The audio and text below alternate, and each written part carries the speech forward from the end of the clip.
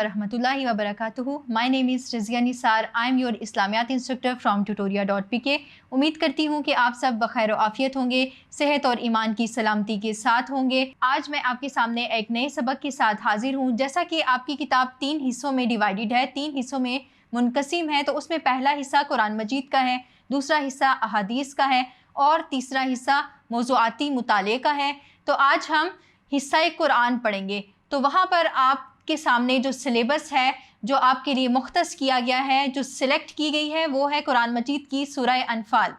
आइए बढ़ते हैं सूरह अनफाल की तारुफ की तरफ, और उसके बाद फिर हम जैसा कि सूरह अनफाल की 10 रुकू में तकसीम है, उस हिसाब से हम अपने असबाब को तकसीम करते हुए इस सूरत को समझेंगे, इसकी तशरीह और इसकी वजाहत करेंगे। सूरह अनफाल कुरान मजीद के 9वें और 10वें सिपारे में है।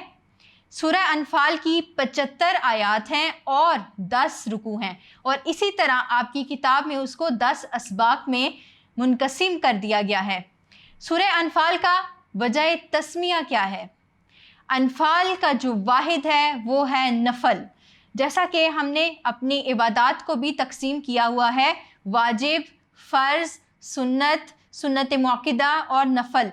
तो वाजिब और फ़र्ज़ वो होता है जो आप पर अदा करना लाजिम है, और उसको छोड़ देने की सूरत में आपको अज़ाब और इक़ाब होता है। और नफल वो होता है जो अल्लाह की खुशनुदी हासिल करने के लिए आप खुद से अपनी नीयत के साथ, अपने इरादे के साथ अदा करते हैं।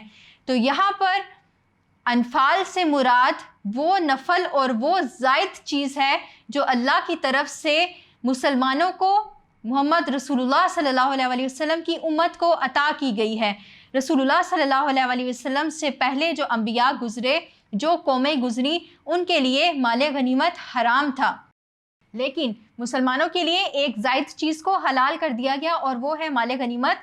तो इसीलिए सूरह अनफाल में चूँकि माले गनीमत का जिक्र आया है, इब्तिदा ही अनफाल से होती है, यसअलूनका अनिल अनफाल, तो यहाँ पर इस सूरत का नाम इसी निस्बत से सूरह अनफाल रखा गया है। सूरह अनफाल मदनी सूरत है जो कि हिजरत मदीना के बाद नाजिल हुई थी। यहाँ पर आपको मैं बताती चलूँ, आप समझ लीजिए कि मक्की सूरतों और मदनी सूरतों से क्या मुराद है। जब आपके सामने ये इस्तिलाह आती है कि फ़लाँ सूरत मक्की सूरत है, फ़लाँ सूरत मदनी सूरत है, तो इससे क्या मुराद है, मैं आपके सामने एक राज तारीफ़ पेश कर देती हूँ कि मक्की सूरतों को मक्की सूरतें क्यों कहते हैं और मदनी सूरतों को मदनी सूरतें क्यों कहते हैं। तो इसकी तारीफ़ कुछ यूँ है कि वो सूरतें, वो आयात जो हिजरत मदीना से कबल नाजिल हुई, ख़्वा वो मक्का में हुई, ख़्वा वो मदीना में हुई, ख़्वा वो इनके अतराफ़ में हुई, तो ऐसी सूरतों, ऐसी आयतों को हम मक्की सूरतें कहते हैं।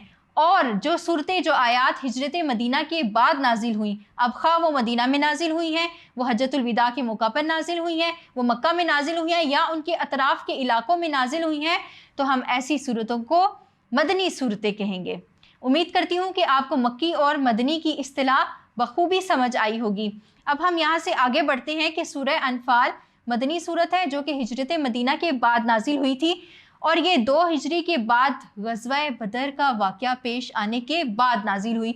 जब हम सूरह अनफाल का मुतालिया करते हैं तो हम इस नतीजे पर पहुँचते हैं कि ये वो सूरत है जो कि ग़ज़वा बदर के वाक़यात, उसके असबाब और उसमें हासिल होने वाले जो असबाक हैं, जो इबर हैं, जो मवाइज़ हैं, जो हदायतें हैं, जो कुफ़ार और मुनाफिकीन को तंबीह की गई, उन सब को एड्रेस करती है, उन सब के बारे में बात करती है। तो लिहाजा हम इस नतीजे पर पहुँचते हैं कि सूरह अनफाल ग़ज़वा बदर वक़ू होने के कुछ अरसे बाद 2 हिजरी में नाजिल हुई थी। यहाँ पर ज़रूरत इस बात की है कि सूरह अनफाल को समझने से पहले, उसकी आयात की तशरीह करने से पहले हम उसका पस मंज़र जान लें, जो कि पस मंज़र बनता है ग़ज़वा बदर का। आपके सामने मैं इसकी एक तस्वीर कशी कर देती हूँ। कुछ वाक़यात और कुछ हालात आपके जहन में भी होंगे। आप अभी तक, चूँकि आप अभी 9th ग्रेड में हैं, तो अब तक आप इन चीज़ों को पढ़ते आए होंगे। आपके असलाफ़ ने, आपके बुज़ुर्गों ने, आपके घर में आपकी वालिदा ने, आपके आबा व अजदाद ने, मुमकिन है कि आपको ये बातें बताई होंगी। इसके अलावा क्लासरूम में भी आप ये पढ़ते होंगे। तो जब इस्लाम नाजिल हुआ, जब अल्लाह ताला ने रसूलुल्लाह सल्लल्लाहु अलैहि वसल्लम पर पहली वही गारे हिरा के मकाम पर नाजिल की, उसके बाद से रसूलुल्लाह सल्लल्लाहु अलैहि वसल्लम اور آپ صلی اللہ علیہ وسلم کے پیروکار جو مسلمان تھے ان کی زندگیاں بدل کر رہ گئیں، کس طرح سے مکہ میں مسلمانوں پر مظالم ہوئے، یہ سب آپ کے سامنے ہے۔ کتابوں میں اتھینٹک روایات بیان کی گئی ہیں کہ کس طرح سے قریش مکہ نے مسلمانوں پر، رسول اللہ صلی اللہ علیہ وسلم پر مظالم ڈھائے تھے۔ آپ صلی اللہ علیہ وسلم کا، آپ صلی اللہ علیہ وسلم کے خاندان کا، آپ صلی اللہ علیہ وسلم کے پیروکار مسلمانوں کا جینا تک محال کر دیا، یہاں تک کہ رسول اللہ صلی اللہ علیہ وسلم کو قتل کرنے کی بھی سازش کی اور مسلمانوں کا مقاطع کر دیا، ان کا مکمل بائیکاٹ کر دیا، ان کو کھانے پینے تک کے لالے پڑ گئے۔ اس طرح کے مشکل حالات مسلمانوں نے مکہ میں دیکھے تھے۔ تو جب مکہ کی زندگی اتنی دشوار ہوئی تو اللہ تعالیٰ نے مسلمانوں کو مدینہ ہجرت کرنے کا حکم دیا۔ رسول اللہ صلی اللہ علیہ وسلم نے بھی نبوت کے بعد 13 سال مکہ میں گزارنے کے بعد اللہ کے حکم سے مدینہ ہجرت کی۔ اب مکہ کے حالات آپ کے سامنے ہیں کہ کس طرح کے مظالم پیش آئے۔ مکہ کے بعد جب مدینہ میں مسلمانوں نے ہجرت کر لی تو وہاں پر بھی قریش مکہ ان کو تنگ کرنے سے باز نہیں آئے۔ انہوں نے کیا کیا کہ وہاں کے جو لوگ تھے جو اسلام دشمن تھے، جو مسلمانوں کے خلاف چالے چلتے تھے یا مسلمانوں کو پسند نہیں کرتے تھے، تو قریش مکہ نے ان کے ساتھ معاہدے کرنے شروع کر دیے۔ عبداللہ بن ابی جو کہ رئیس المنافقین ہے، اس کو خط لکھا اور اس کو یہ کہا کہ تم نے ہمارے ساتھیوں کو پناہ دے رکھی ہے، اگر تم نے ان کو وہاں سے نہ نکالا تو ہم تمہارے خلاف جنگ کریں گے۔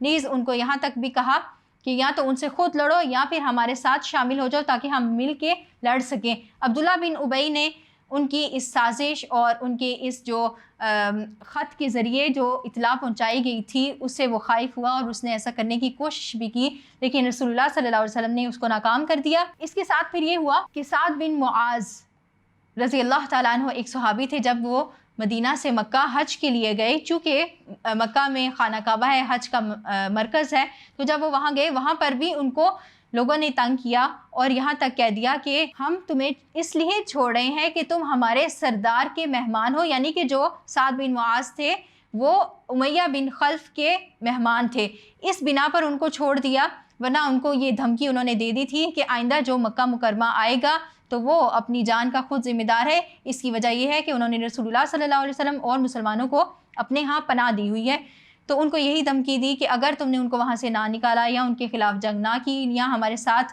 ہماری مدد ان کے خلاف نہ کی تو تمہارا انجام اچھا نہیں ہوگا، آئندہ جو بھی حج کے لیے آئے گا ہم اس کو قتل کر دیں گے۔ تو یہ دھمکی دے کر اس نے وہاں سے سعد بن معاذ کو بھیج دیا۔ تو وہاں پہ سعد بن معاذ نے بھی ان کو یہ دھمکی دی کہ تمہارے قافلے جو شام سے مال تجارت لے کر مکہ آتے ہیں اور وہ مدینہ کے قرب و جوار سے گزرتے ہیں تو ہم بھی ان پر حملہ کریں گے۔ اس کے نتیجے میں یہ ہوا کہ کچھ چھوٹے چھوٹے حملے قریش مکہ نے مدینہ رہنے والے مسلمانوں اور قبائل پر کیے تھے، ان کے مویشی بھی چرا لیے تھے۔ اس کے نتیجے میں یہ ہوا کہ ابو سفیان کا قافلہ شام سے بہترین تجارت کر کے نفع بخش 100% پروفٹ کے ساتھ وہ تجارت کر کے شام سے مکہ جا رہا تھا اور اسے مدینہ کے راستے سے گزرنا تھا، تو وہاں پر رسول اللہ صلی اللہ علیہ وسلم نے یہ سوچا، یہ خیال کیا کہ اس قافلے کو گھیرا جائے تاکہ کفار پر مسلمانوں کی شان و شوکت بھی ظاہر ہو اور ان کے دل میں ڈر بیٹھ جائے اور وہ آئندہ کے لیے ایسے اقدامات نہ کریں۔ اور یہ پہلے بھی ہو چکا تھا، اس سے پہلے بھی تاریخ میں رسول اللہ صلی اللہ علیہ وسلم نے مسلمانوں کے ساتھ مل کر کافروں کے جو قافلے جو لشکر وہاں سے گزرتے تھے ان کو خائف کرنے کی کوشش کی جاتی تاکہ وہ اپنے اقدامات سے باز رہیں، وہ مسلمانوں کو نقصان پہنچانے سے باز رہیں۔ یہ ایک دفاعی کوشش تھی۔ اسی کے نتیجے میں ابو سفیان کے لشکر کا بھی گھیراؤ کرنے کی کوشش کی گئی، نیت کی گئی، ارادہ کیا گیا، لیکن ابو سفیان کو اس کا علم ہو گیا۔ ابو سفیان نے ابو جہل کو اطلاع کی جو کہ مکہ میں تھا۔ تو بچوں، جب ابو سفیان نے ابو جہل کو اس بات کی اطلاع دی کہ مسلمان ان کے تجارتی قافلے پر حملہ آور ہونے والے ہیں، تو ابو جہل نے ابو سفیان کی اطلاع پر ایک عظیم الشان لشکر تیار کیا جس میں 1000 کے قریب فوجی تھے، جس میں بہت زیادہ تعداد میں اونٹ اور گھوڑے بھی تھے اور ایسے لوگ تھے جن کے پاس 600 زرہیں بھی تھی۔ تو اس عظیم الشان لشکر کے ساتھ اس نے مدینہ کی طرف پیش قدمی کی اور بدر کے مقام پر مسلمانوں اور کفار کے درمیان ایک عظیم الشان معرکہ ہوا۔ یہ معرکہ 17 رمضان المبارک 2 ہجری میں ہوا۔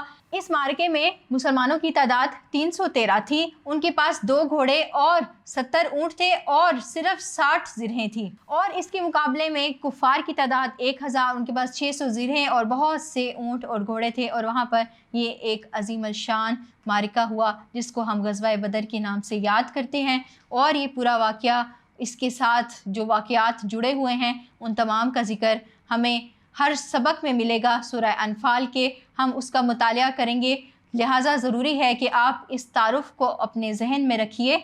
इसका नतीजा ये होगा कि जब हम असबाक की तरफ जाएंगे, हम रुकू की तरफ जाएंगे, आयात की तशरीह की तरफ जाएंगे, तो आपको उसको समझने में आसानी होगी। इसके साथ ही सूरह अनफ़ाल का और ग़ज़वा बदर का पस मंज़र और तारुफ़ मुकम्मल हुआ।